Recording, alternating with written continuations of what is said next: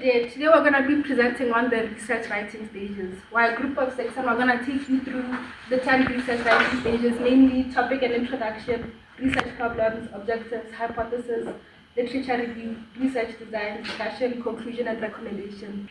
I'm Sabaga Moribam and I'm going to be taking you through the choosing a research topic.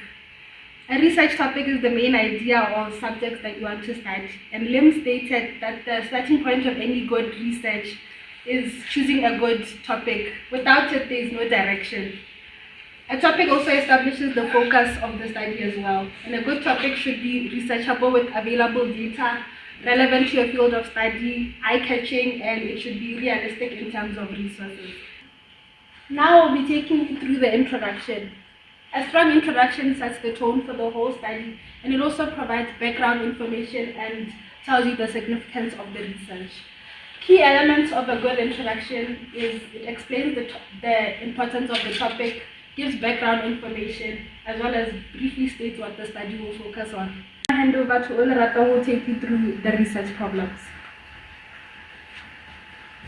My name is Olarata Tatayam. I'm going to take you through the research problem. This is a specific issue or missing piece of knowledge that needs to be addressed, according to McCobbs and George 2023. The importance of a research problem, it helps highlight a specific issue to discover new and relevant information. It also gives a clear purpose and justification of the study. This basically means that a research problem tells us why we are doing that research from the start. It also outlines the structure and key components of the findings. This is how our research will be. It shows us how to structure the research. Types of research problem. The first type of research problem is the theoretical research problem. This is based on gaps found in theories or previous studies. To get a research problem, we go through articles, literatures, and theories from past articles.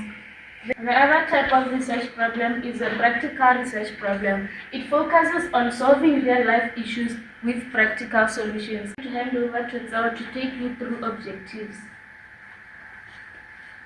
My name is Tolo Matamata and I'll be taking you through objectives. Objectives are specific and measurable statements that define what a research intends to achieve for data collection, analysis, and conclusions. We have two types of objectives, which are general objectives and specific objectives. General objectives are broad, less specific, and may take a long time to achieve, while specific objectives are clear and take a short time to achieve. And then we have the key aspects of objectives. They should be realistic and achievable. They should have a specific completion deadline, and they should be easy to understand and be mission specific. Now I'll be handing over to Olorato, who will take you through the hypothesis. What is a hypothesis? This is a logical prediction or possible explanation about the outcome of the study. The types of hypotheses. We have the null hypothesis. From the word null, which means nothing. Null hypothesis means that there is no effect or relationship between two variables. Then we have the alternative hypothesis. This means that there is an effect or relationship between two variables. Importance of a hypothesis. It ensures that research methods are scientific and valid. It also does the data analysis and checks the accuracy of results. I'm going to hand to Tracy to take you through literature review. My name is Tracy Putero and I'll be taking you through literature review. Literature review is an effective evaluation of selected documents on a research topic according to Hempel. And according to Routledge, it summarizes and assesses ongoing research related to a particular subject. There are three main methods of literature review, namely theoretical, chronological, and thematic. Theoretical, it deals with existing themes, concepts, and models related to a specific research topic. And chronological, it shows how an area of research has advanced. For thematic, it uses qualitative data to analyze data to identify recurring patterns, trends, and themes. And reasons for using a literature review, it comprehends existing knowledge, evaluate and recognizes areas lacking understanding, and last but not least, to support the necessity of the study and to show the importance of research. I'll be handing over to my colleague Zeo to take us through research design. I'll be taking you through research design. According to Daniels 2018, this is the overall strategy used to answer questions by combining all elements of quantitative study, ensuring reliable research findings. There are two types of research designs. There are quantitative, which include of experimental designs and descriptive designs, and qualitative, which include phenomenological designs. And then the key elements of a research design include research problem, theoretical framework, data collection, strategy, sampling, data analysis, discussion, and conclusions. Researchers have to compare current research with past research, meaning that they have to, according to Skanders et al., researchers have to compare current research with past research, meaning they have to point out the similarities and differences. Researchers have to emphasize the importance of the results.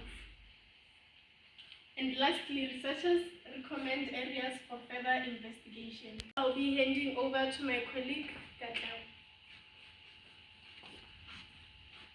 Good day. My name is Katlao Faith Terra, and I will be taking you through the conclusion and recommendations. Firstly, you may ask yourself, what are conclusions?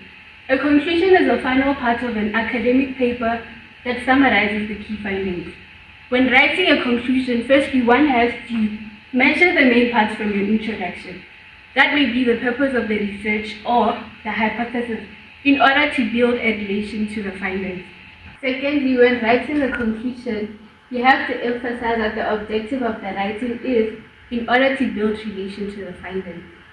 Lastly, you have to briefly report your findings without adding any new information that is not relevant to the research. We're going to move on to the recommendations. What are recommendations? This is a section of an academic writing where suggestions are given based on their findings. Recommendations are supposed to be firstly clear and specific. That is to say that they should be easy to understand and straight to the point. Secondly, they should be based on the findings of the report or piece of writing. According to George, recommendations could also give a suggestion on changes and improvements that can be made for further research. This is our reference list. Thank you. This is the end of our presentation. Thank you.